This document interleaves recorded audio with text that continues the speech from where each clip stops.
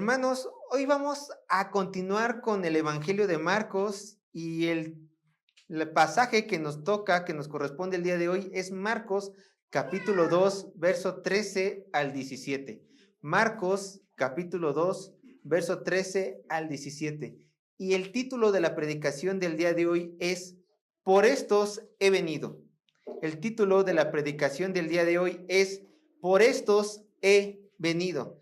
Y ustedes recordarán, ya lo hemos estado viendo, por supuesto, que nuestro Señor Jesucristo ha tenido para este entonces un ministerio muy fructífero a lo largo de toda la región de Galilea. Tanto así que gracias a que sanó al leproso, pues su fama se extendió muchísimo. Ya todos conocían a Jesús, tanto así que dice la palabra de Dios que Jesucristo no podía ni siquiera entrar a las ciudades porque había tanta gente que quería ir a verlo, tanta gente que quería ser sanada, tanta gente que quería escuchar su predicación, que simplemente el Señor Jesucristo dijo, tengo que optar para que mi ministerio sea afuera de las ciudades y así pueda abarcar un gran número de gente. Dice, ni modo, esto yo no lo quería, esto es lo que ocurrió, pues habrá tenido mucha fe esta persona, habrá tenido mucha fe el leproso, pero era desobediente. ¿Por qué? Porque el Señor específicamente le dijo, no le comentes a nadie. ¿Qué es lo primero que hace el leproso? Va y desobedece, va y le cuenta a todo el mundo. Posteriormente, recuerden, ya lo leímos a principio del capítulo 2,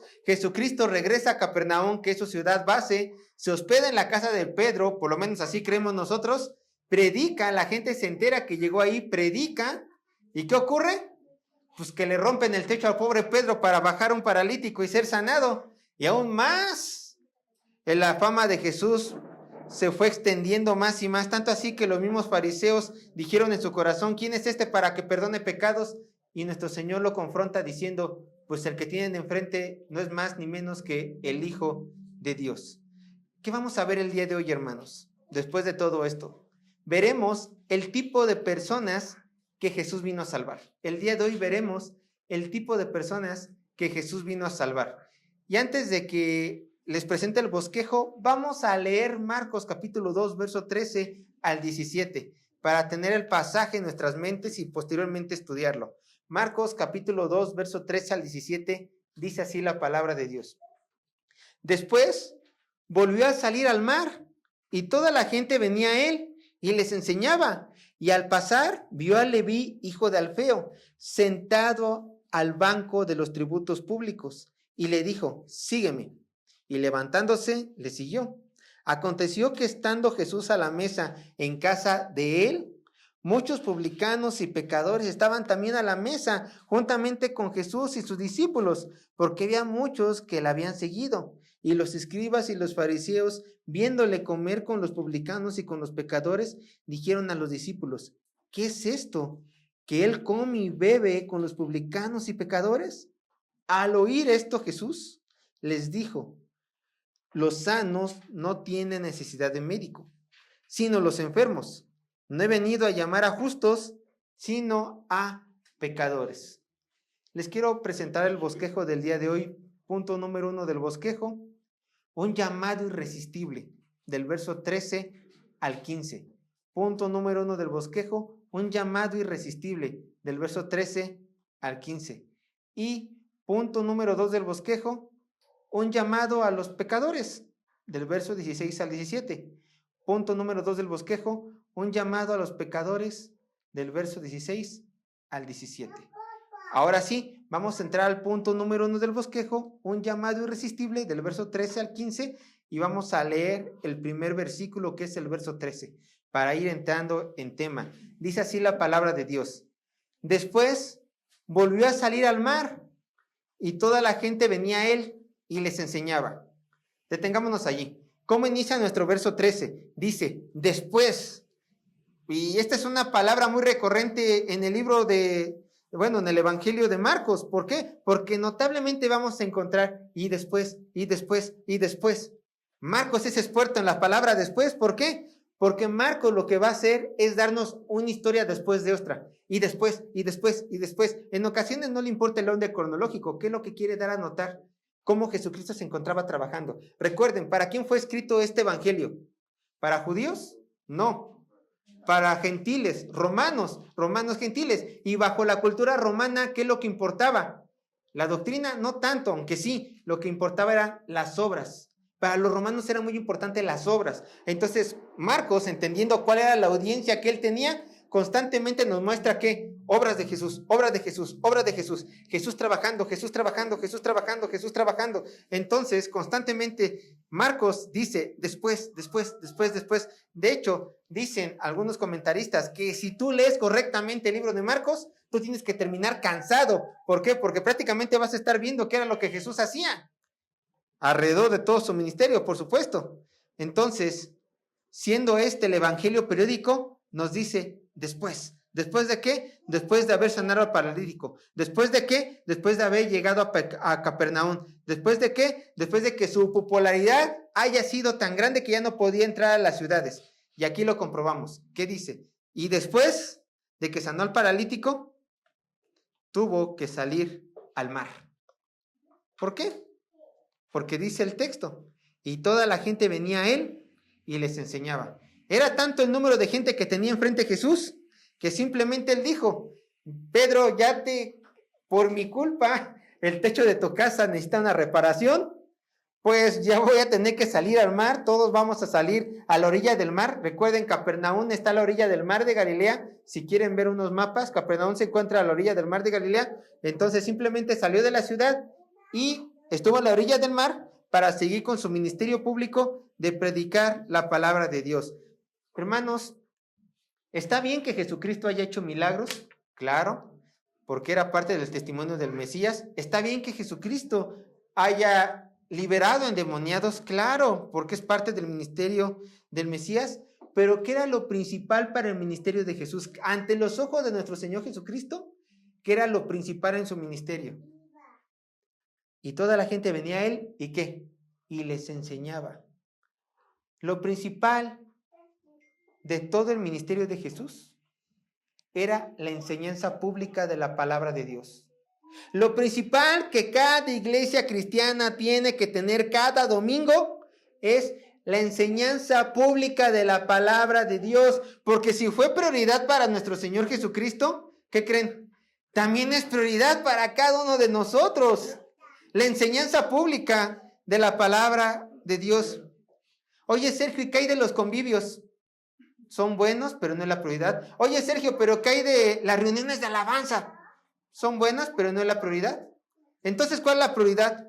La enseñanza de la palabra de Dios. Esa es la prioridad. Aquí y en China tiene que ser en cada iglesia. Ahora, ¿qué predicaba nuestro Señor Jesucristo?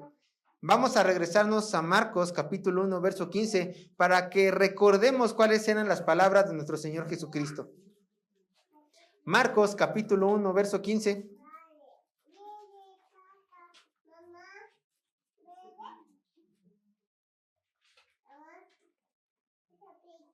Marcos capítulo 1, verso 15, dice así la palabra de Dios. Este era el mensaje del Señor Jesucristo. Esto es lo que él predicaba. Escuchen la predicación del Señor Jesús. El tiempo se ha cumplido y el reino de Dios se ha acercado.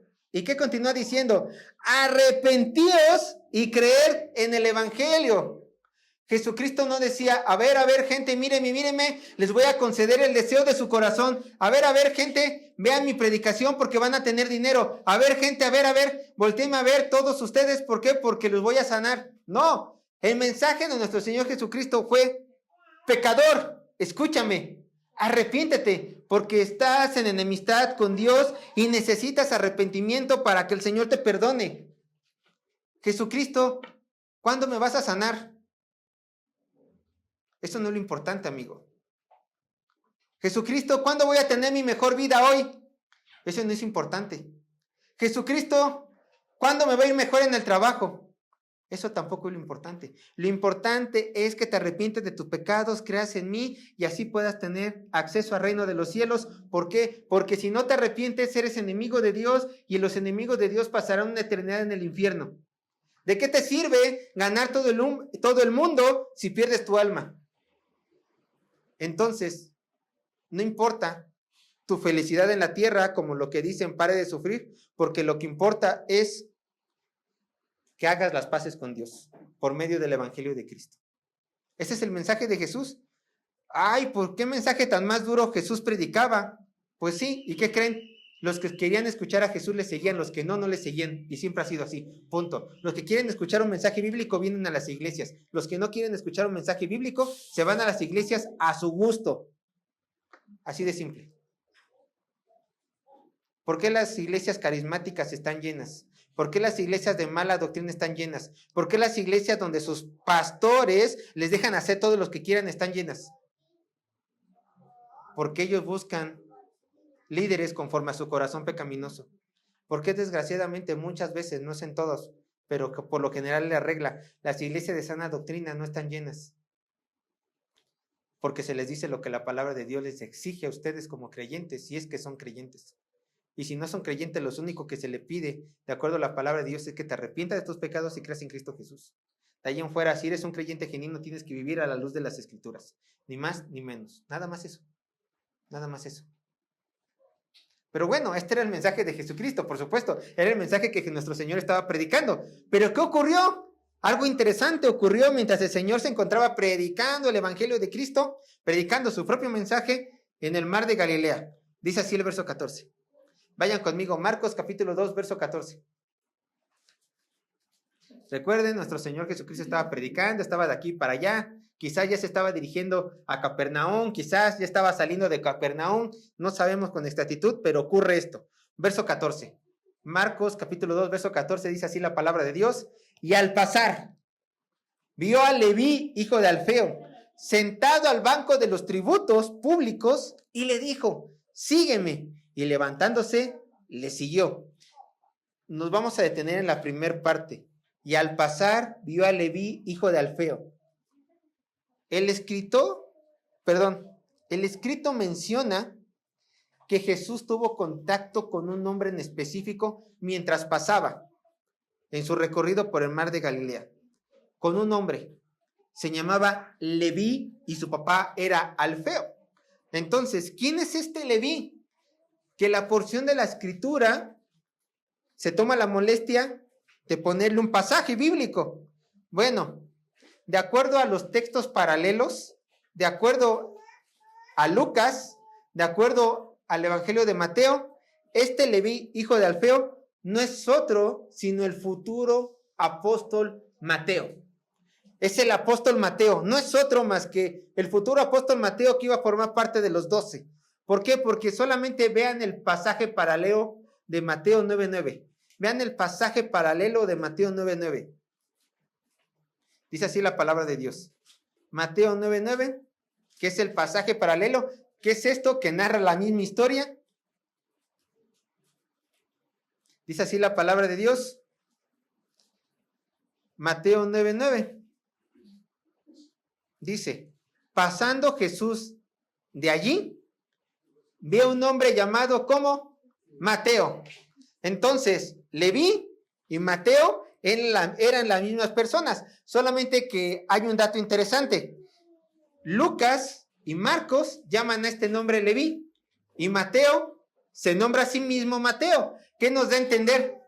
Pues que este hombre tenía dos nombres. Leví era su nombre hebreo y Mateo era su nombre griego. Por lo general así se acostumbraba que algunos judíos en tiempos de Jesús tuvieran dos nombres, por lo general. Entonces, Leví tenía dos nombres. ¿Y cuál era el nombre con el que lo identificaban en el círculo de los 12? Mateo. Mateo. Entonces, aquí tenemos a este hombre, pero noten algo, Jesús lo miró. ¿Pero qué estaba haciendo Mateo? O Leví, de acuerdo al texto. ¿Qué estaba haciendo Leví mientras Jesucristo estaba pasando y lo miró? Dice el texto, estaba sentado en el banco de los tributos públicos. Estaba sentado en el banco de los tributos públicos. De hecho, en el Evangelio de Lucas, que también encontramos otro texto paralelo de este pasaje, notamos que Lucas dice que Leví era un publicano. Entonces, tenía por profesión cobrador de impuestos. Un publicano era un cobrador de impuestos. ¿Y dónde se cobraban los impuestos? En los banquitos que estaban sentados, en los bancos públicos donde la gente se sentaba a cobrar impuestos. Entonces, Leví era un publicano, que quiere decir que era un cobrador de impuestos. Hablemos un poco de la profesión de Leví en tiempos de nuestro Señor Jesucristo. Como todo imperio de la tierra, como todo reino, como todo país hoy en día en México, era necesario cobrar los impuestos para el sustento gubernamental del mismo imperio, del mismo país, del mismo reino. Y en la región de Judá, en la región de Samaria, en la región de Galilea, que era donde nuestro Señor Jesucristo se movía, no era la excepción. También el imperio romano en aquel entonces ya cobraba impuestos. ¿Para qué? Para que todo el imperio se sustentara y también para que viniera dinero a las arcas del emperador. Por supuesto, era algo muy normal cobrar los impuestos. Y obviamente, si era necesario cobrar los impuestos, también era necesario personas que cobraran los impuestos. Y una de estas personas que cobraba estos impuestos era Leví. Era su trabajo era cobrar los impuestos. Ahora, yo les quiero leer la cita para que tengamos una mayor referencia sobre este trabajo. Les quiero leer una cita que encontré en el comentario MacArthur del Nuevo Testamento de Marcos, que dice así, cito, según el Talmud, que es la tradición oral judía, había dos tipos de recaudadores de impuestos. Los Gabai, que eran responsables por cobrar los impuestos generales, como los personales, a la tierra y a la renta. Pero también había otras personas que se encargaban de los impuestos especializados, como por ejemplo los caminos, impuestos de caminos, impuestos de cruzar puentes, y estos eran los moques. Estos eran los moques. Y un banco de los tributos era propiedad de un moque principal. Pero este moque principal contaba con moques pequeños que se sentaban en los bancos a recobrar los impuestos. Y por la descripción de Marcos hace, es claro que Mateo, Leví, era un moque pequeño, un moque subordinado, que era el encargado de cobrar los impuestos. De hecho, un dato curioso, como en muchas partes del mundo, si tú querías ser cobrador de impuesto, pues la persona, el tetrarca en este entonces decía, hay una vacante para cobrar impuesto. ¿Qué creen? El emperador dice que les cobran tantos denarios, pero vamos a rifarlo. ¿Quién realmente lo quiere? Entonces, pues se peleaban por el puesto y la gente pues pagaba un ideal de dinero y obviamente lo que decía el emperador que costaba el puesto se lo mandaban al emperador y el otro se lo quedaba pues el regente. Bueno, también aquí ocurre así en México, ¿no? Con las dichosas plazas. Bueno, la plaza a lo mejor no se tienen que vender, pero se venden, cuesta 50,000 pesos, pero ¿quién da más? Yo ofrezco 100,000, yo ofrezco 200,000, y pues ahí vas uno y afloja, ¿no? Pues así también era. De hecho, Saqueo, ¿se acuerdan? Saqueo, el hombre que se subió a un árbol, él era uno de los moques principales. Él debió de haber pagado mucho dinero y haber contratado a muchos moques pequeños. Bueno, Mateo era uno de los moques pequeños. ¿Y qué creen? Capernaum, como lo hemos visto, era una ciudad de paso, una ciudad comercial, una ciudad de caminos, una ciudad con mucha influencia comercial. Entonces se necesitaba una gran cantidad de gente que cobrara los impuestos. Mateo, probablemente, si se encontraba Jesús paseando por los mares de Galilea, quizás o Mateo era cobrador de impuestos de un camino principal, una ruta principal, o era cobrador de impuestos de los barcos y de la exportación de peces, probablemente. Pero el chiste era que Marcos Leví era cobrador de impuestos y ¿qué creen? Él tenía un trabajo muy lucrativo, ganaba mucho dinero. Les voy a explicar cómo estaba el asunto. Roma decía, se cobra un impuesto a la importación de pescado de 6 monedas, un ejemplo. Pero era normal que la gente, que los cobradores de impuestos cobraran aún más y se quedaran con los excedentes. Entonces, si el emperador solamente quiere 6 monedas, yo voy a cobrar 12. Y yo me voy a quedar con los otros 6 monedas. Entonces, tanto los cobradores de impuestos chiquitos como los principales eran muy ricos porque se quedaban con el excedente. Pero ¿quién pasaba a sufrir? Pues la población que se le cobraba los impuestos. Claro, ellos pasaban a cumplir. Ahora, todo sonará muy bien. Ay, caramba, ser cobrador de impuestos era un puesto donde ganaban mucho dinero. Pues sí, pero también tenía sus contras en los tiempos de Jesús. ¿Por qué? Porque en tiempos de Jesús no era bien visto ser un cobrador de impuestos. Como ya lo mencioné, cobraban impuestos elevados, cobraban un impuesto sobre un impuesto y ellos se quedaban con las ganancias. Entonces, eso hacía verlos como ladrones ante los ojos de la sociedad y también como traidores a la patria. ¿Por qué? Porque le estaban trabajando al imperio que los estaba conquistando. Entonces, era muy común escuchar de ellos que eran traidores a la nación porque brindaban un servicio al imperio romano, a un imperio pagano, y el impuesto que estaban recaudando también iba para a la adoración de esos dioses. Bueno, entonces eran ladrones, pero dado que eran ladrones públicos, considerados ladrones públicos, también los consideraban inmundos. Entonces, si tú eras un judío que te ibas a dedicar a cobrar impuestos, eras excluido de las sinagogas. No podías entrar a las sinagogas.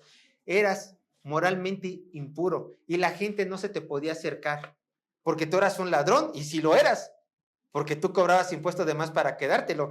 ¿Y qué creen? Echando aún más cosas malas a este trabajo de cobrador de impuestos en tiempo de Jesús. Los cobradores de impuestos tenían mucho dinero. Tanto los pequeños como los grandes tenían mucho dinero. ¿Qué pasaba cuando una persona no podía pagar sus impuestos? Pues el cobrador les decía, ¿sabes qué? Este era el trabajo de Leví. No te preocupes, yo te presto dinero. ¿Cuánto necesitas? ¿Cuántas monedas necesitas? ¿Cuántos denarios necesitas? No, pues necesito pagar mis impuestos y necesito tantos denarios. Perfecto, pero toma en cuenta que te voy a cobrar un 30% semanal de impuestos y tú tienes una semana para pagarme los impuestos. Entonces les cobraban intereses elevadísimos y cuando una persona simplemente ya no podía seguir pagando estos cobradores de impuestos, pues contrataban esos cobradores de impuestos matones, golpeadores, para que le dieran una calentadita a la persona a ver si se animaba a pagar puntualmente. Nada diferente a los cobradores de préstamos de hoy en día, ¿verdad? De hecho, se parece ser que les copiaron a ellos. Pero bueno, daban calentaditas y en ocasiones hasta llegaban a matar a las personas. Entonces no solamente eran golpeadores, no solamente eran ladrones, sino muchos cobradores de impuestos también eran asesinos. Y este era Mateo. Este era Mateo. Este tipo de persona era Mateo. Eran personas malas, personas sin moral, personas sin escrúpulos, personas también ricas que harían cualquier cosa por dinero. De hecho, su Dios era el dinero. Pero a este tipo de persona, Jesús le dice estas hermosas palabras. ¿Qué le dice? Sígueme. Le dijo, sígueme. Leví estaba viviendo su día a día. Leví estaba trabajando, robando como cualquier día normal, pecando. Dada la popularidad de Jesús, obviamente todo Capernaum sabía que Jesús estaba en la ciudad. Quizás, como cualquier persona famosa, Leví quería conocer a Jesús, pero en ningún momento las escrituras mencionan que Leví pidió un día de trabajo, unas vacaciones para ir a ver a este Jesús y escucharlo, aunque sea conocerlo. No, Leví se encontraba trabajando en lo suyo. Leví seguía robando, seguía extorsionando, seguía quizás hasta matando, seguía en lo suyo Leví, preocupado por tener más ganancias. Trabajo, ¿no? Preocupado por ser el mejor recaudador de impuestos, el que mejor recompensas tendría. Bueno, así estaba Leví, afanado en sus vidas.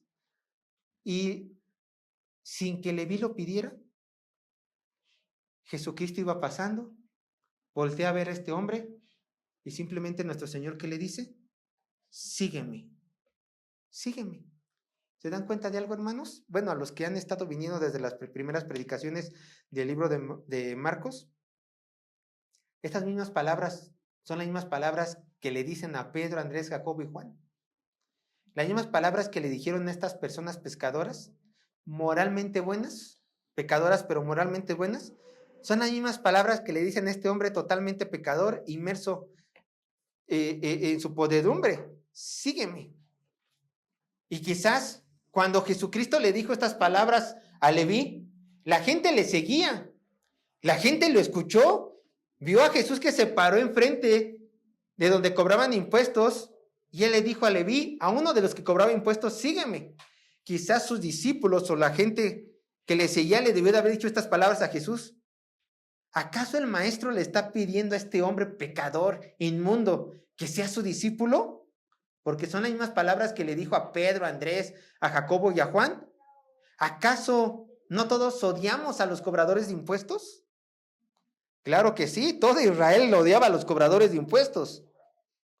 Pero cuando Jesús llama a una persona para que le siga, Jesucristo no hace acepción de persona. Pudo haber sido el más grande ladrón. Pudo haber sido el más grande pecador esta persona que Jesús está llamando. Pero cuando Jesús llama personalmente a alguien para que pertenezca a su reino, Él está dispuesto a perdonar cualquier pecado que él haya cometido. Cualquier pecado que él haya cometido. Y lavar su vida y hacerlo nueva criatura. Ve tan solo lo que dice Isaías 43:25. Isaías 43:25.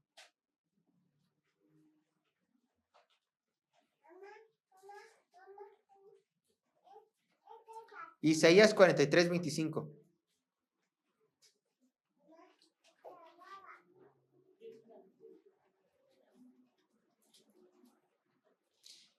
Isaías 43:25 dice, yo soy el que borro tus rebeliones por amor a mí mismo, y no me acordaré de tus pecados. Ahí tenemos un Dios misericordioso, amoroso, que cuando llama a alguien, borra sus rebeliones. La gente podía hablar y la gente podía cuestionar que por qué estaba escogiendo a Leví.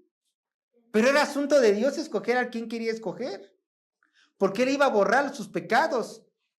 En el momento que él iba a tomar la iniciativa, Dios ya estaba dispuesto a borrar sus pecados. Bueno, la invitación ya fue hecha. Alguien podía decir, correcto, ahora solamente depende de Leví levantarse de su asiento e ir por Jesús. Humanamente es cierto, dependía de Leví, ¿cierto?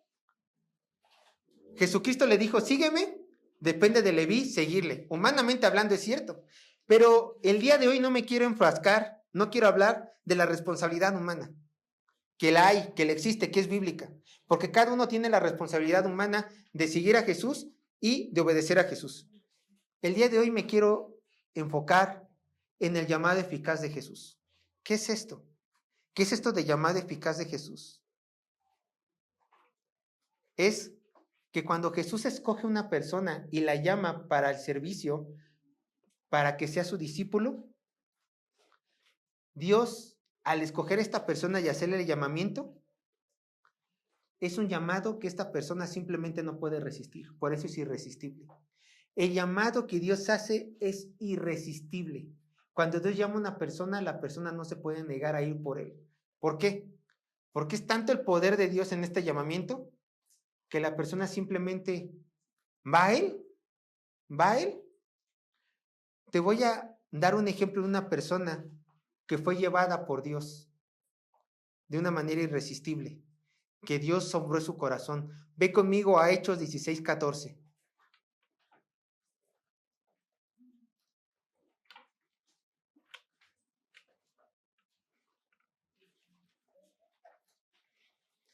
Hechos 16:14.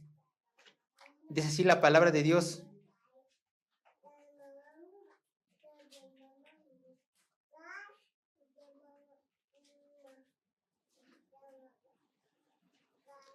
Hechos 16:14, ve.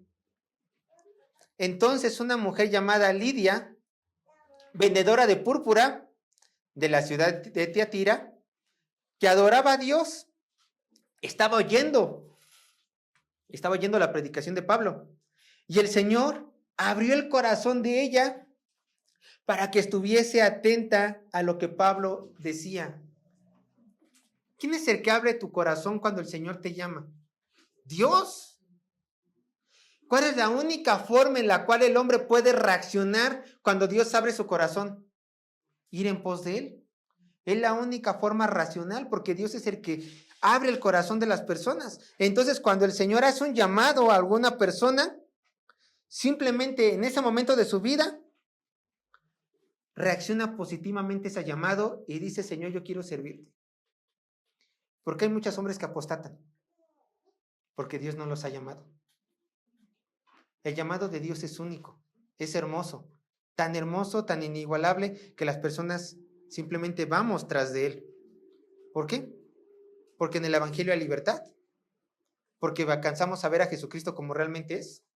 Desgraciadamente, los que estaban con nosotros no eran de nosotros, querían ser de nosotros, porque les gustaba el convivio, porque les gustaba la palabra, les puede gustar mil cosas. Pero si no aman genuinamente a Jesucristo, no hay evidencia de que Dios haya abierto sus corazones como a Lidia ni como Leví, porque si en un momento dijeron que creyeron en Cristo, hasta el día de hoy tienen que seguir creyendo y hasta el día de su muerte tienen que seguir creyendo. Aquellos que apostatan dan evidencia que nunca creyeron, porque el Señor no los llamó eficazmente y la responsabilidad de ellos nunca le siguieron de corazón. Ahora, ¿por qué ocurre esto? ¿Por qué la persona reacciona cuando Dios le llama con su llamado irresistible? ¿Por qué la persona reacciona positivamente al mensaje? ¿Por qué la persona quiere seguir a Dios cuando Dios lo llama a formar parte de su reino? Porque en ese preciso momento que Dios lo llama por medio de la predicación de su palabra, por medio del evangelismo, por medio de una plática donde el centro es Cristo, en ese preciso momento, Dios, el Espíritu Santo, entra en su corazón del individuo que es llenado con la palabra de Dios, y en ese preciso momento, esta persona es transformada dentro de su ser a una nueva criatura. Y esa nueva criatura solamente responde a lo santo, a lo bueno. Vean lo que dice 2 de Corintios 5:17.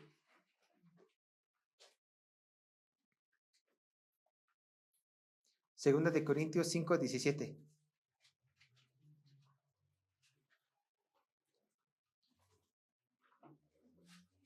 Lo leo, dice así la palabra de Dios.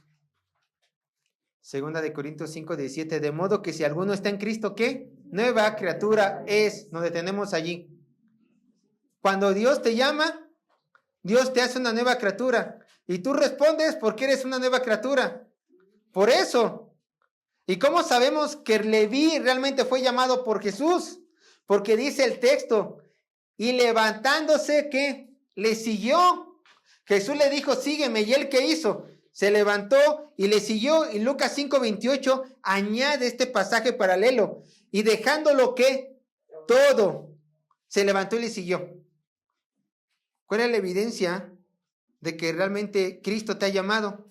¿Cuál es la evidencia de que Cristo te ha hecho el llamado irresistible para que tú seas cristiano?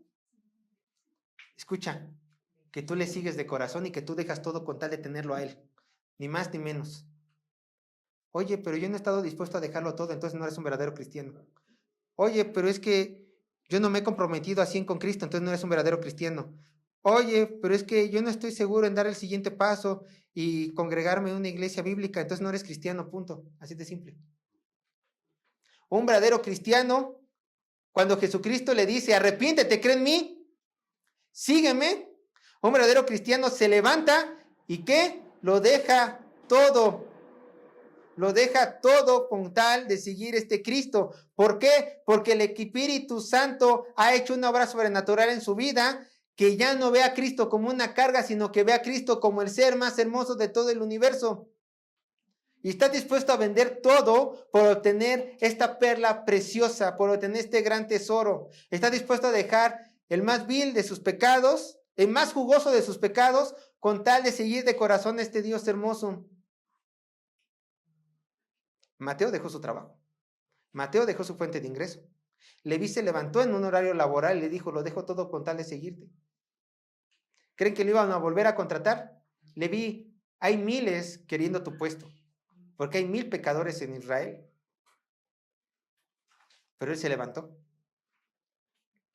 Yo te pregunto, ¿acaso un hombre normal, aparentemente normal, ¿no? Normal como cualquiera de nosotros, rico, con una vida cómoda, llena de lujos, con un futuro asegurado, dejaría como así, como si nada, su fuente de ingreso y dejaría su vida llena de placer?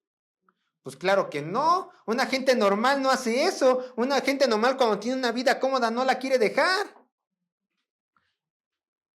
Al menos que algo sobrenatural haya pasado a este corazón de esta persona, como a Lidia, como a Leví, que realmente haya creído en Cristo como su Señor y Salvador.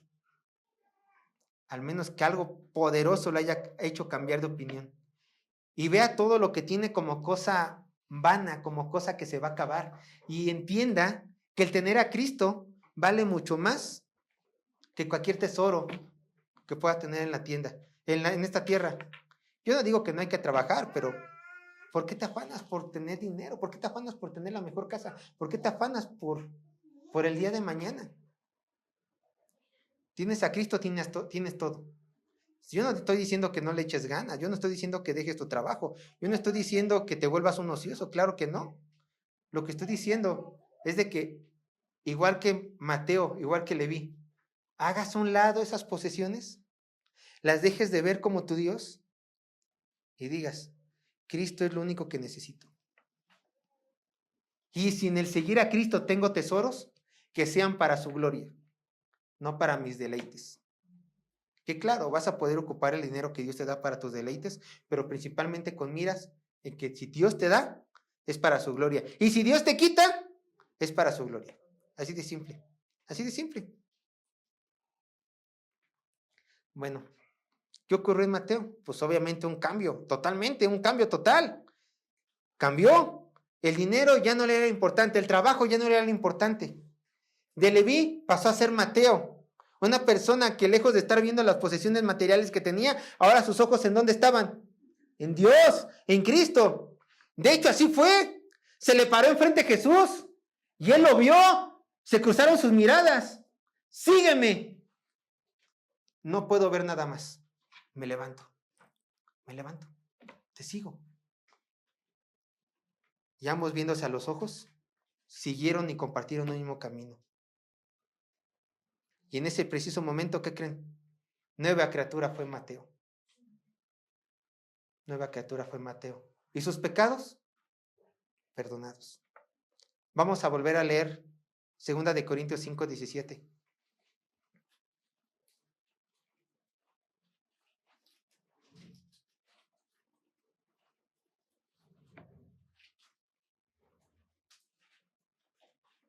Segunda de Corintios 5:17.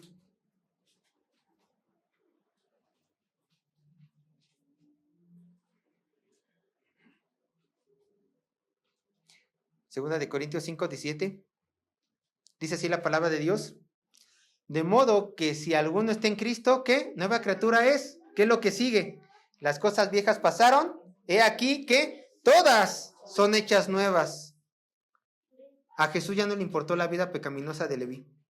A Jesús ya no le importó cómo extorsionaba, cuánto robaba y lo que había hecho con otros hombres si es que llegó a matar.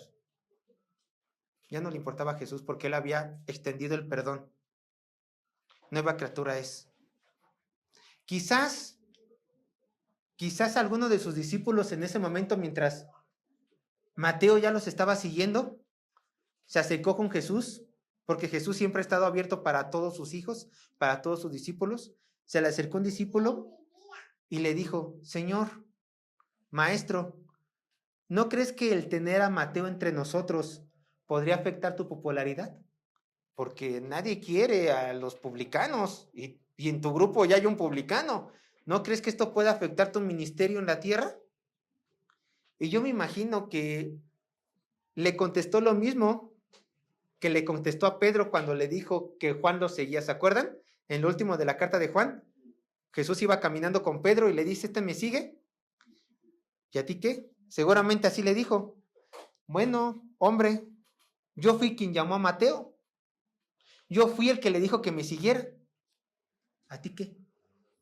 Si yo fui el que le dijo que me siguiera, ¿a ti qué? Tú sigue conmigo, a ti que no te importe. Deja que yo me preocupe por el resto, tú nada más sígueme. ¿O no, Mateo? Pues sí, Señor. Ahí está. Pues así está. Hermanos, muchas veces nosotros somos bien fijones. Nos andamos fijando en la iglesia quién sigue a Jesús y quién no sigue a Jesús. Y nuestro Señor te puede también decir igual que le dijo a Pedro, ¿a ti qué? ¿A ti qué te importa si me estás siguiendo o no me estás siguiendo? Tú sígueme. ¿Por qué? Porque ¿dónde tienen que estar los ojos del cristiano? En Cristo, no en el hermano de al lado. Cuidado si tus ojos están en el hermano de al lado. ¿Por qué? Porque por andar viendo al de al lado, tú puedes caer en pecado. ¿Por qué, Señor? Y el Señor va a decir, pues yo nunca te mandé a que vieras al de al lado, te mandé a que me vieras a mí. Una cosa es ver a los demás y en amor exhortarles, porque llegaste a ver algo en él, Pero otra cosa es estar detrás de él y solamente ver lo que él hace y lo que él deja de hacer, dejando de ver a Cristo. No, eso ya no es santo. Pero bueno, nuestros ojos tienen que estar en Cristo como los ojos de Mateo y todos los discípulos tenemos que estar en Cristo, ¿no? ¿Qué pasó después de que fue llamado?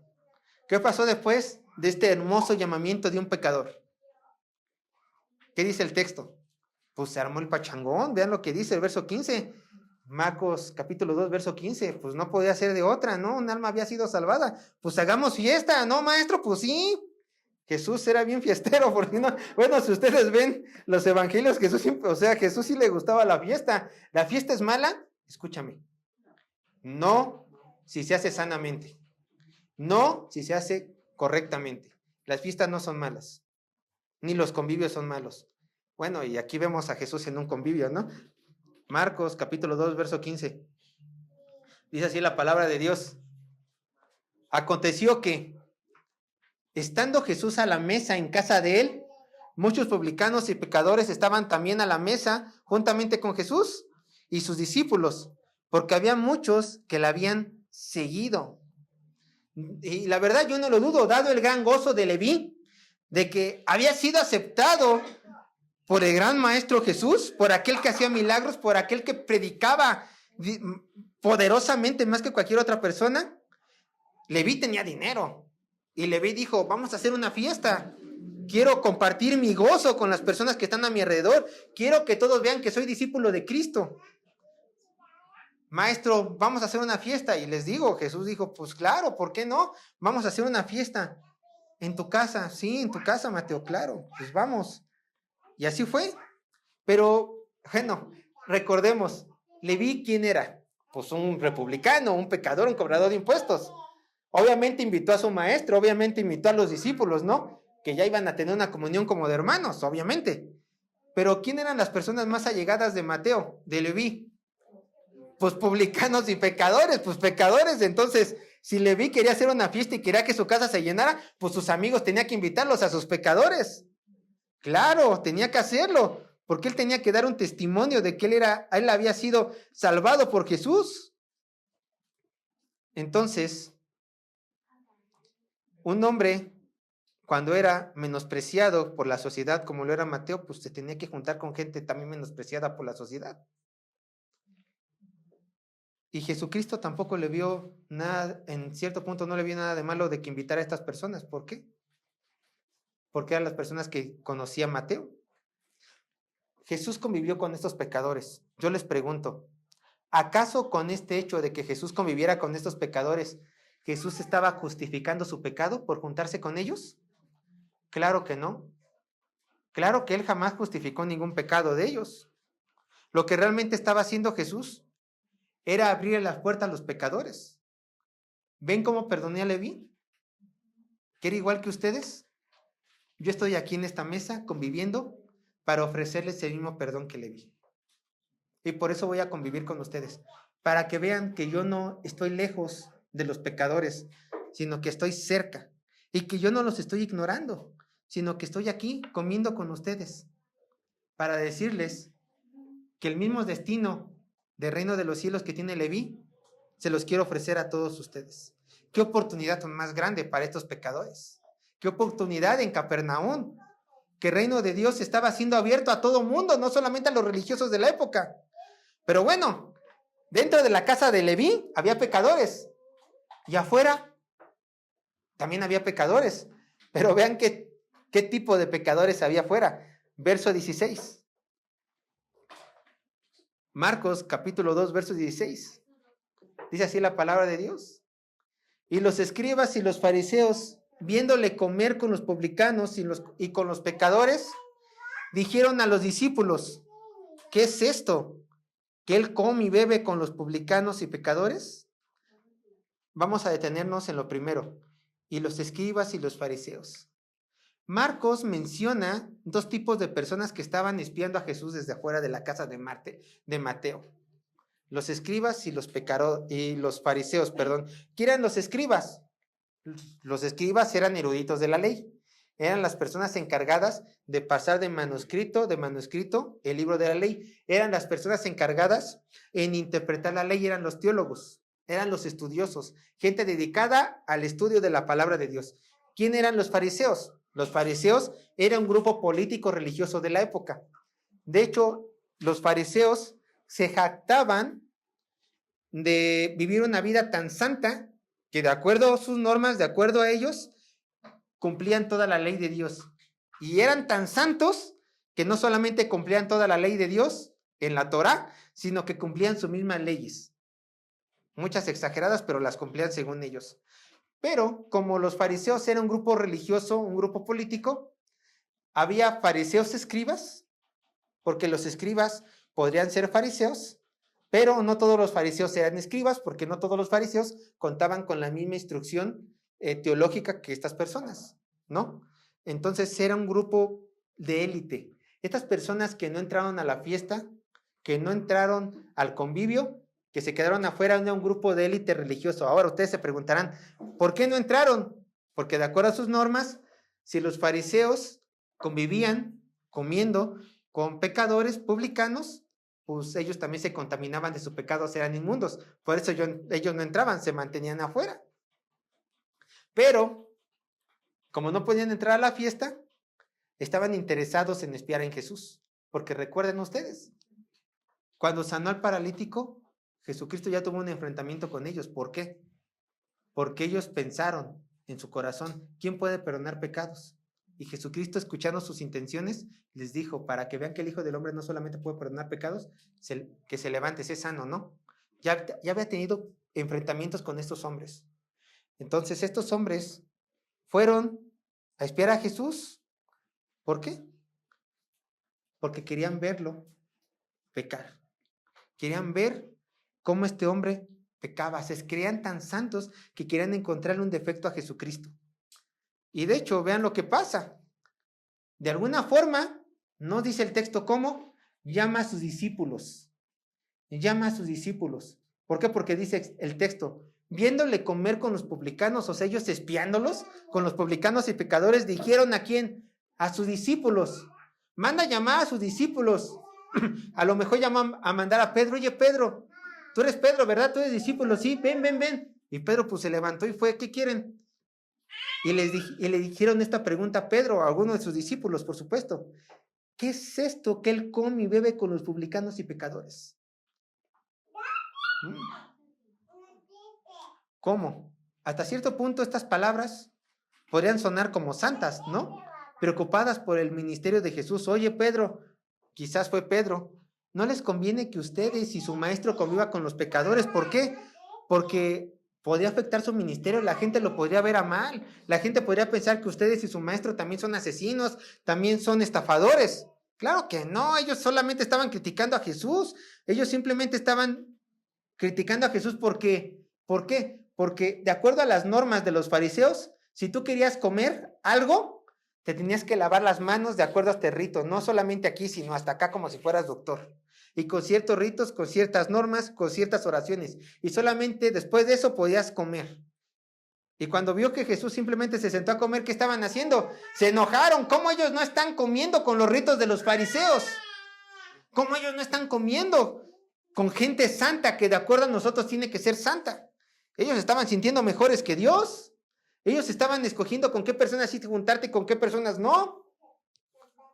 Obviamente Jesucristo no veía estas normas de hombre, simplemente se planteaba en lo que estaba en la ley. Él se movía con lo que estaba en la ley de Dios.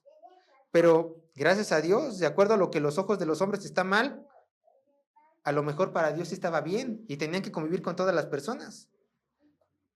De hecho, Jesucristo les reclamó en un tiempo. Vean lo que dice su reclamo, yo se lo leo. Mateo 23:4 dice, ¿por qué atan cargas pesadas y difíciles de llevar? Le dice Jesús a los fariseos. Y las ponen sobre los hombros de los hombres para que ellos ni con un dedo quieren moverlas. Le están diciendo, fariseos, ustedes han hecho tantas normas que ustedes mismos no las pueden cumplir todas. ¿Y quieren que una persona normal que no se ha comprometido con su secta las cumpla? No sean ridículos, fariseos. No pongan más cargas que las cargas que Dios ya pone en su santa palabra. De hecho, les voy a decir una cosa. ¿Quién está diciendo que hay pecadores dentro de la casa de Mateo? Los fariseos.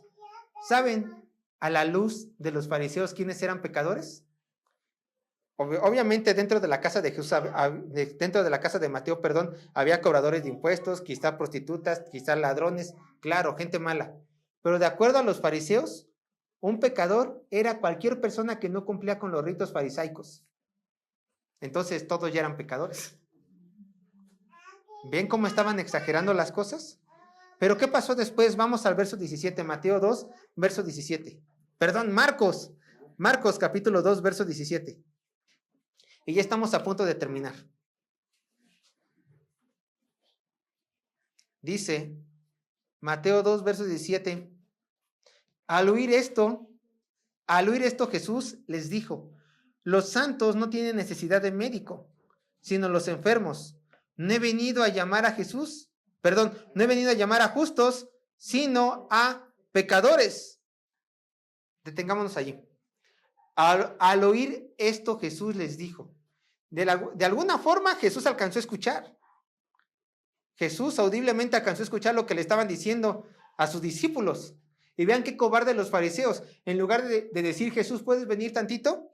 ¿Qué hicieron? Oigan, ustedes son discípulos de él, ¿verdad? Vengan. A ver si logramos que ellos se avergüencen de su maestro. ¡Qué cobardes! Pero Jesucristo los enfrentó como un hombre. Obviamente era el hombre perfecto. Los enfrentó. ¿Ustedes están hablando de mí? Yo ya los escuché. Vengo a hablar. Vengo a tomar cartas en el asunto. ¿Y qué fue lo que les dijo? Escuchen. Los sanos no tienen necesidad de médicos, sino los enfermos. No he venido a llamar a justos, sino a pecadores. Aquí Jesucristo divide a dos grupos de personas. Primero, a los que están sanos y son justos, y a los que están enfermos y son pecadores. Aquí hace una gran división. Y fíjense, primero dice Jesucristo que Él no vino a llamar a sanos, sino enfermos. Aquí a lo mejor los fariseos dijeron, Jesús, tienes toda la razón. Nosotros que seguimos toda la ley, nosotros que seguimos la ley de nuestra secta, somos sanos, no te necesitamos. Tienes razón, los de allá adentro te necesitan. Te necesitan. Qué bueno que te consideras un médico. Y puede ser que estas palabras hayan sido usadas para subir la vanagloria de los fariseos. Pero Jesucristo, entendiendo sus intenciones de su corazón, dice las siguientes palabras para que los humos no se les subiesen, sino que se sintieran reprendidos. No he venido a llamar a justos, sino a pecadores. Ahora, de acuerdo a la palabra de Dios, ¿existe algún justo en esta tierra? Ninguno. Al contrario, ¿qué dice la palabra de Dios? Que no hay justo ni aun uno, que todos hemos pecado, que todos hemos sido destituidos de la gloria de Dios, ¿cierto? Entonces, ¿qué está diciéndole Jesús a los fariseos y escribas con estas palabras? Oye, ¿tú te dices justo? ¿Te dices sano? No hay nadie justo. No hay absolutamente nadie justo. Y si tú te crees justo, ¿qué crees? No he venido por ti. He venido por los que reconocen su necesidad espiritual, como aquellas personas que están allá adentro. ¿Saben por qué Dios no ayuda a los soberbios? ¿Por qué Dios dice en su palabra constantemente que aborrece a los soberbios? Porque ellos se creen buenos en sus propias obras. Ellos creen que por donar dinero, ser religiosos como católicos, ser religiosos como cualquier otra secta, ellos tienen el derecho de ir al reino de los cielos. Pero dice la palabra de Dios que la salvación es por obras para que nadie se gloríe. Entonces, estas personas nunca van a poder acceder al reino de los cielos porque no reconocen algo muy importante.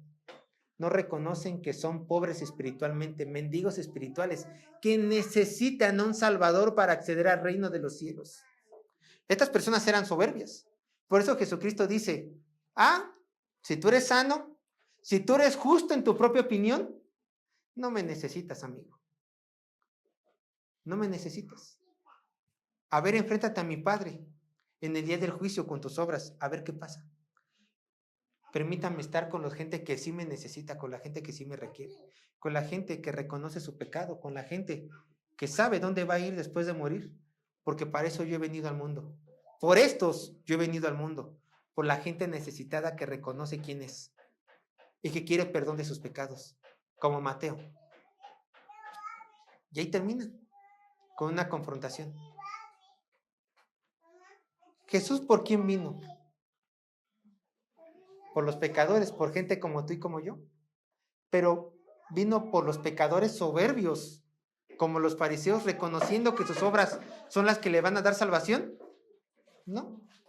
Vino por los pecadores como Leví, pecadores que reconocían que ellos estaban tan hundidos que nunca iban a poder salir ellos mismos del hoyo.